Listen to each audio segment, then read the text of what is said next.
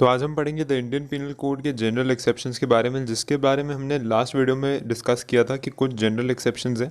तो general exceptions हमें given है सेक्शन 76 से सेक्शन 106 में of the Indian penal code.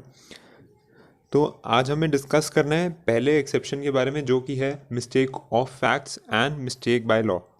तो मिस्टेक ऑफ फैक्ट हमें गिवन है सेक्शन 76 में और मिस्टेक ऑफ लॉ में गिवन है सेक्शन 79 में। तो यहाँ मैंने एक बनाया हुआ है, एक डायग्राम बनाया है जिसमें मिस्टेक को मैंने दो पार्ट्स में डिवाइड किया है, mistake of fact and mistake of law. जैसे मैंने बताया था, मिस्टेक ऑफ फैक्ट हमें गिवन है सेक्शन 76 में और मिस्टेक ऑफ लॉ गिवन है 79 में। तो मिस्टेक ऑफ फैक्ट की पहले बात करेंगे हम लोग। तो मिस्टेक ऑफ फैक्ट हमें गिवन है act done by a person bound और by mistake of fact believing himself bound by law. Nothing is an offence which is done by a person who is or who by reason of a mistake of fact and not by reason of mistake of law in good faith believes himself to be bound by law to do it। तो अब इस बात को समझने के लिए मैंने एक एग्जांपल बनाया हुआ है।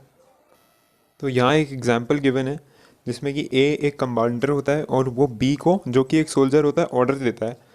तो एग्जांपल क्या है? A soldier fires on a mob by the orders from his superior officer in conformity with the commands of the law.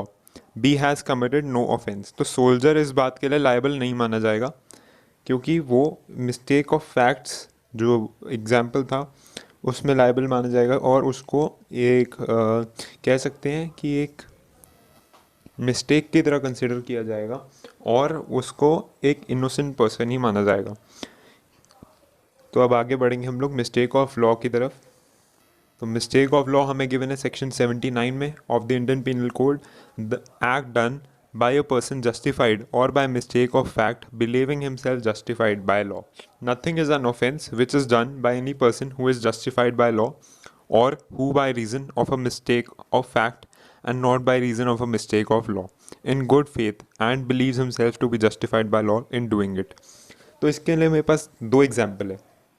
एक एग्जाम्पल है जब पर्सन लायबल माना जाएगा अगर पर्सन है वो फॉरेन कंट्री में जाता है जहाँ पे एक रूल है कि वहाँ पे आप गोल्ड को एक साथ लेके नहीं जा सकते और वो गोल्ड उसके पास होता है और उसे लॉ के बारे में नहीं पता होता उस कंट्री के। तो होता ये है कि वो पर्सन को उस चीज़ के लिए लायबल माना जाएगा।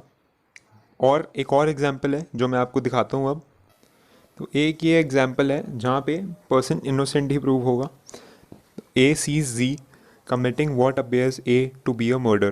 A, in the exercise to the best of his judgment exerted in good faith of the power which the law gives to all person of apparent murders, in the fact seizes Z in order to bring Z before the proper authorities.